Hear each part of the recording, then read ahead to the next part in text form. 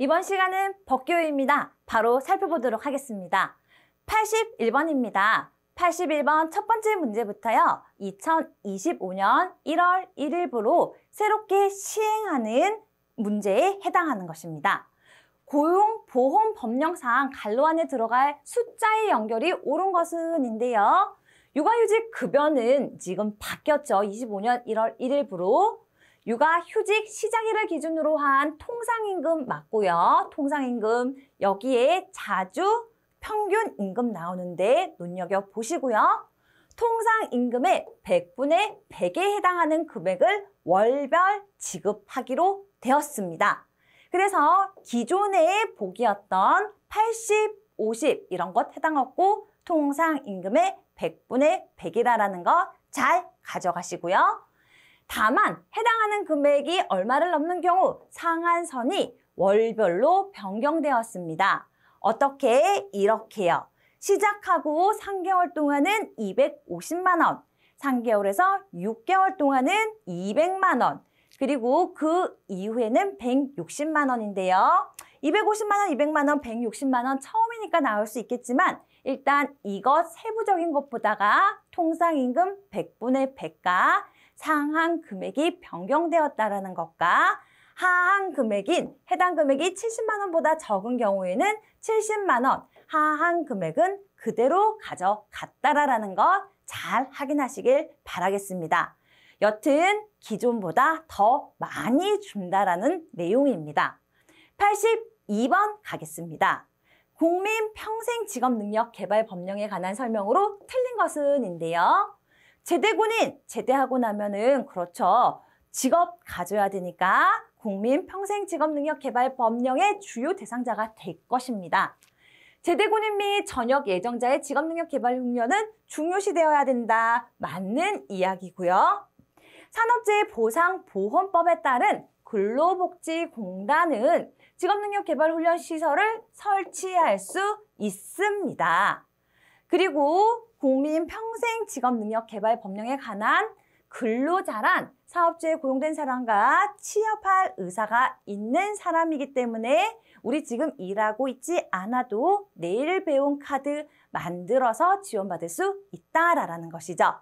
그리고 이것도 알고 계셔야 됩니다. 직업능력개발훈련은 그 목적에 따라 양성, 직무 기초 능력을 가지는 것, 보다 향상된 것을 가지는 것, 이직할 때 필요한 기술과 훈련 등으로 전직 훈련으로 구분된다라는 것까지 가져가셨으면 좋겠습니다.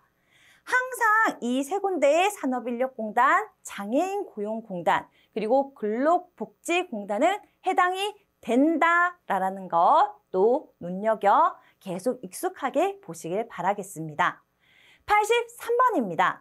근로기준법령상 용어의 정의로 틀린 것은 근로라는 것은요. 정신과 육체노동 모두가 포함이 되고요. 제가 이거 이론 시간에 정신노동을 더 많이 쳐준다라고 말했던 것이 기억이 나네요. 자, 그래서 모두 해당되는 거 맞고요. 근로계약이라는 것은 근로자는 사용자에게 일하는 것을 제공하고 사용자는 이에 대한 대가로 무엇을 임금을 지급하는 것을 우리는 그것을 쓰여 있는 것을 근로계약이라고 하고요. 세 번째, 단시간 근로자는 1일 삑입니다. 삑. 자, 하루 동안 단시간이 그럼 아르바이트고요. 그렇죠? 일주 동안의 소정의 근로시간이 통상 근로자, 정규직 일반적으로 일하는 통상적으로 근로하는 근로자의 일일 소정 근로시간에 비해서 짧은 일주 소정 근로시간에 비해서 짧은 근로자를 의미한다. 3번 잘 보시길 바라겠습니다. 84번입니다. 근로기준법령상 여성의 보호, 여성은 특별한 보호를 받는다고 했습니다. 누구와 함께? 연소자와 국가유공자와 함께 이 세 명이 아닌, 세 담당이 아닌 사람들은 해당이 안 된다라고 강조했던 거 상기하시고요. 문제 보도록 하겠습니다. 옳은 것은 이네요. 사용자는 임신 중의 여성이 명시적으로 드러나게 본인이 청구하는 경우에는 노동고용부 장관의 인가를 받아 휴일에 근로시킬 수 있고 그러지 않으면 시킬 수 없다가 맞는 이야기입니다. 밑에 거 한번 볼까요? 여성은 일시적 사유가 있으면 객내 취재하러 잠깐은 들어갈 수 있고요. 근로자가 청구하면 월 1일의 유급 생리휴가이고요. 사용자는 여성을 휴일에 근로시키려면은 본인의 동의를 받아야죠. 명시적인 요청에 의해서 본인의 동의가 있어야 된다라는 것입니다. 자, 85번 거저먹기 문제입니다. 국민평생직업능력개발법령상 원칙적으로 직업능력개발훈련의 대상, 우리 생산 가능 인구가 몇 살부터? 15살부터. 그래서 교육받는 것도 15살부터 해당이 됩니다. 여러분, 제가 한 5번 정도 읽다 보니까요. 혹시나 여러분 이 법 외우시려고 국민평생직업능력개발법, 국민평생직업능력개발법 하고 있진 않으시죠? 제가 또 한 번 강조드립니다. 이런 거 보기에 다 알아서 나와 있고요. 사실 이거 몰라도 앞에 있는 법령 몰라도 앞에 법령이 나오면 지워버리고 원칙적으로 직업능력개발훈련의 대상 연령은 이러면서 뒤에 것만 봐도 대부분의 문제 충분히 풀 수 있으니까 법령 이름 외우려고 고생하지 마십시오. 정말 헛발질이요. 에너지 쓸데없이 쓰는 겁니다. 한 개 이런 거 더 외우시기를 바라겠습니다. 86번입니다. 근로자 퇴직 급여 보장 법령 이번에 제외되었습니다. 25년에서 27년에는 퇴직금과 관련된 법령 나오지 않습니다. 87번입니다. 남녀 고용 평등과 일 가정 양립 지원에 관한 법령상 육아기 근로시간 단축에 관한 설명으로 틀린 것은 입니다. 이 육아기 근로시간 단축에 관련된 것도 2025년 1월 1일자로 새롭게 시행되는 부분입니다. 무엇인지 제가 일단 이미 이 문항에서는 반영을 해놨지만 함께 살펴보도록 하겠습니다.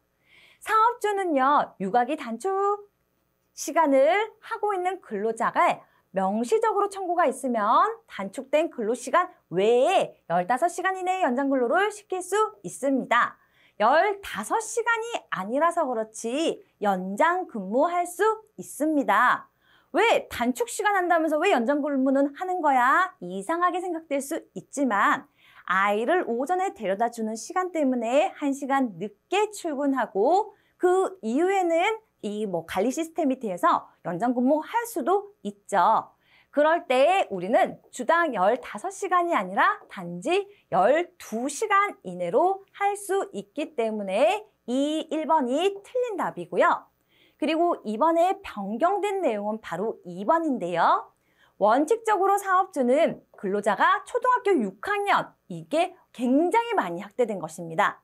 괜히 옛날에 얼마였는데 이런 얘기하면 그게 기억이 날까 봐 아예 말도 하지 않겠습니다. 이제는 초등학교 6학년 아이의 대상까지, 자녀가 6학년이 될 때까지 무엇을 할 수 있다? 육아기 근로시간 단축 근무를 할 수 있다라는 것이죠. 여기서 잠깐, 뭐가 잠깐이냐면요. 육아 휴직은 6학년 아닙니다. 2학년입니다. 그래서 단축 근무는 6학년, 육아 휴직은 초등학교 2학년 잘 구분하시길 바라겠습니다. 그리고 3번, 사업주가 근로자에게 육아기 근로시간 단축을 허용하는 경우에 단축 후 근로시간은 주당 15시간 이상이어야 되고 35시간을 넘어서는 안 된다 하는 것인데요.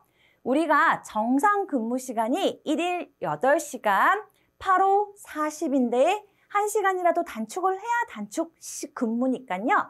7호 35 1개, 그리고 최소 단시간 근로자인 3시간 이상은 일을 해야 된다. 3호 15에서 15시간에서 35시간을 넘어서지 아니한다. 맞는 이야기입니다.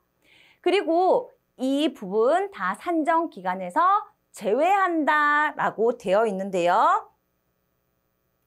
평균 임금 기간에서는 제외되어야지 좋은 거 맞죠? 밑에 나누기가 커지면 불리하다라는 것입니다. 전체 근무 기간, 내 퇴직금 받을 때는 반영이 됩니다. 그래서 제가 순간 움찔을 썼는데 눈 크게 뜨시고 잘 확인하시길 바라겠습니다. 88번입니다. 채용 절차의 공정화에 관한 법령상 500만 원 이하의 과태료에 해당하는 것이 무엇이냐라는 것인데요. 항상 여기에 중에서 답이 나오니까 1, 2, 3번은 300만 원의 과태료이고 그리고 5번 지식재산권을 자신에게 기속하도록 강요한 구인자. 그렇죠. 이런 사람이 이 아이디어 냈는데 이거 내 거야 하고 가르치면은 그거 걸리면은 어떻게 해요? 500만 원 이하의 과태료를 낸다 해서 이 부분은 꼭 암기하시기를 바라겠습니다. 89번입니다. 근로기준법의 기본 원리와 거리가 먼 것인데요. 자, 강제 근로 맞고요. 균등처우 맞고요. 공민권 행사 보장해야 된다고 했죠. 공민권 투표하고 나거나 공공의 업무를 보러 갈 때 만약에 주민센터 6시까지인데 그 전에 가야만 해요. 못 간다, 근무 시간이다 이러면 반칙이라는 거죠. 단지 투표나 그런 공공의 일을 하러 갈 때 허가해 주되 회사의 상황에 맞게 시간만 조절할 수 있다라는 거 같이 알고 가시고요. 근로자 단결, 이거 봤는데? 봤죠? 우리는 근로기준법에서 이런 기본권인 근로권과 근로 또는 노동상권이라고 해서 우리는 이 내용은 노동상권에 해당이 된다라는 거죠. 노동상권 여러분 생각나십니까? 단결권, 그리고 두 번째는 단체 교섭권, 세 번째는 단체 행동권. 제가 단체로 만나야지 힘이 나지 혼자 사장님 만나 들어가면 괜히 움츠러든다 이런 말 하면서 에라이 모르겠다 단체로 데모하자 해서 권리를 주장해보자 했던 것이 저는 기억에 선명하게 남아 있습니다. 자, 90번 넘어가도록 하겠습니다. 기간제 및 단시간 근로자 보호. 이 법령도 우리 25년부터 출제되는 기준에는 해당하지 않아서 넘어가도록 하겠습니다. 91번입니다. 남녀고용평등과 일가정양립 지원에 관한 법령상 근로자의 가족 돌봄, 휴가도 있고 휴직도 있습니다. 휴가는 10일이었고 휴직은 90일이었다는 것 생각하시고요. 설명으로 틀린 것은 무엇이 있을까요? 사업주 사장님은요. 대체 인력이 불가능해요. 대체 인력 채용이 불가능한 경우에 근로자가 신청한 돌봄 휴직을 허용하지 못하는 거죠. 안 할 수 있는 권리도 주어집니다. 한 명만 보호하는 것이 아니라 사용주나 근로자 모두를 보호하는 법입니다. 두 번째, 원칙적으로 가족 돌봄 휴가 기간은 최장 10일로 하고 1단위로 사용할 수 있습니다. 휴직 기간은요, 90일로 하고 이를 나누어서 사용할 수 있고요. 이렇게 신고는 법적으로 보장받기 때문에 당연히 근속기간에 들어가야죠. 우리 이럴 때는 들어간다라고 하지 않고 산입한다, 산입된다, 포함된다 라고 표현합니다. 자, 92번으로 넘어가도록 하겠습니다. 직업안정법에 관한 설명으로 틀린 것 나오는데요. 우리 국외, 국내에 일하는 곳에 따라서 무료, 유료, 돈 받고 소개해주냐, 돈 안 받고 소개해주냐로 나눠지는데요. 무료는 여러분 신고였고요. 기억나시나요? 유료는 뭐였죠? 사업자 등록하면서 제가 여러분한테 생각하라고 얘기했었는데 유료는 허가를 받아야 된다는 거죠. 허가는 죄송합니다. 혼자 생각하다가 허가가 중요하다 생각하다가 허가라고 썼네요. 유료는 사업자 등록이 중요하고요. 신고 등록이고 허락은 전체법, 우리가 알아야 되는 법 말고 전체에서 허가가 해당하는 것은 근로자 파견과 근로자 공급 사업만 있다라고 했던 것 꼭 기억하시길 바라겠습니다. 무료는 신고, 유료는 등록, 허가는 이렇게 파견과 공급하는 것밖에 없다라는 것 딱 기억하시고 문제 보도록 하겠습니다. 국외 무료 직업 소개 사업을 하려는 자는 국외니까 고용노동부 장관에게 허가, 일단 허가 나오면은 무조건 파견과 공급이기 때문에 틀렸다. 나는 더 이상 보지 않겠다로 넘어가도록 하겠습니다. 나머지는 여러분이 한번 맞는지 체크해 보시기를 바랍니다. 93번입니다. 고용보험법령상 고용보험기금, 이거 고용보험 타야 될 때 돈 줄 수 있게 쌓아놓는 기금입니다. 용도, 목적에 해당하지 않는 것이 무엇이냐라고 했을 때 고용보험은 건강보험료는 상관이 없다. 국민건강은 따로 보험이 있습니다. 의료보험. 그래서 답 4번입니다. 자, 건강, 이거 왜 헷갈리냐면요. 왜 이렇게 나오냐면요. 국민연금이랑 일부러 섞어놨지. 연금은 연금, 4대 보험 중에서 연금은 연금이고 의료는 의료다 라고 해서 딱 구별하시길 바라겠습니다. 94번입니다. 고용보험법령상 자영업자인 피보험자의 실업급여의 종류에 해당하지 않는 것인데요. 일단 전체적으로 조직 강조했던 거 여러분 기억하셨으면 좋겠고요. 우리 자영업자니까요. 원래부터 취업해 있지 않는 상태입니다. 그래서 조기 재취업 수당은 해당하지 않는다라고 정리하시면 좋겠습니다. 95번 헌법 제32조 근로법이죠. 명시된 내용이 아닌 것은 몰라도 일단 나 이거 모르는데 하고 패스하는 거는 바보라 그랬습니다. 그래서 일단 문제 보면은요. 연소자는 근로에 특별한 보호를 받지요. 그렇죠. 어리니까 제한되는 것, 근로시간 같은 거 다 제한을 줌으로써 보호를 해줍니다. 근로조건의 기준은 인간의 존엄성을 보장하도록 법률이 정하죠. 그러니까 헌법 32조에 딱 정해져 있습니다. 여성의 근로는 특별한 보호를 받지요. 고용임금 및 근로조건에 있어서 부당한 차별을 받지 아니해야 되고요. 국가는 사회적, 경제적, 일단은 정치적을 딱 피해 나가서 일단 맞는 얘기. 정치적 아니고 사회적, 경제적 방법으로 근로자의 고용 증진과 최저임금의 보장이 아니라 이거 제가 눈여겨보라고 강조드렸습니다. 최저임금은 시행이고요. 적정임금을 보장해야 된다라고 했었습니다. 그래서 국가는 최저임금 나오면 눈 크게 뜨고 시행과 맞나, 보장이 나오면 적정임금과 맞나 잘 매칭하시기를 바라겠습니다. 답 4번 확인했고 넘어가도록 하겠습니다. 96번 직업안정법령상 근로자 공급하니까 허가. 아이고 문제 바로 나와버렸네요. 근로자 공급 사업에 허가를 받을 수 있는 사람은 누구인가? 라는 질문인데요. 받을 수 있는 사람입니다. 복권되지 않았는데 어떻게 줍니까? 그리고 정신없는 사람한테 줄 수 없죠. 이 법을 위반한 자도 줄 수 없는데 확정되고 2년이 지나야죠. 아직 2년 내에 있으면 안 되고요. 허가가 취소된 이후 5년이 지나면 다시 가능한데 7년이나 지났으니까 4번 다시 근로자 공급사업 허가를 받을 수 있는 사람이네요. 답 4번입니다.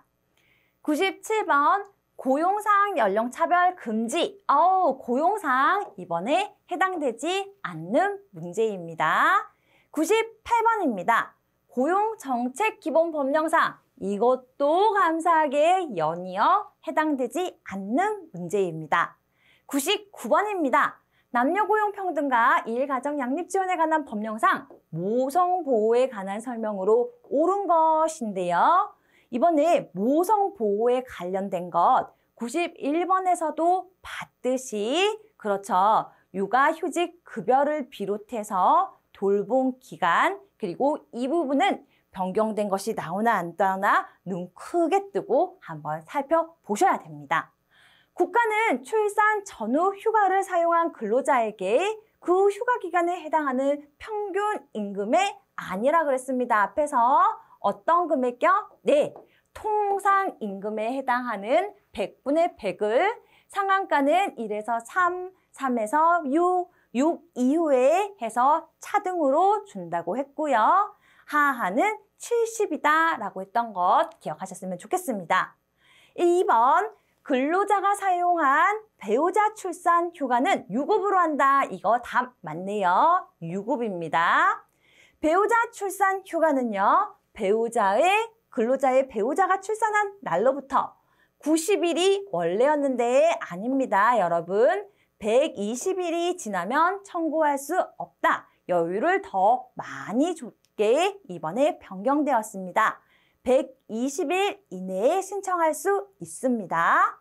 그리고 원칙적으로 사업주는 근로자가 난임 치료 휴가를 청구하면 이제는 연 1년에 6일 동안의 난임 치료 휴가를 제공하여야 한다로 변경되었습니다. 맞는 것은요, 배우자, 남편도 유급으로 받을 수 있고, 그리고 120일 이내에 여기 한번 설명드린 거 볼까요? 120일, 그리고 난임도 6일이다 라는 것 잘 가져가셨으면 좋겠습니다. 마지막 100번입니다. 고용정책 기본법령 마지막 100번 틀린 문제이네요. 틀린 문제라기보다가 해당하지 않는 25년에서 27년에 해당하지 않는 문제로 22년 1회차 기출문제풀이 이것으로 마무리하도록 하겠습니다. 여러분 1번부터 100번까지 잘 살펴보시면서 내 것으로 만들어 가셨으면 좋겠습니다. 수고 많으셨습니다.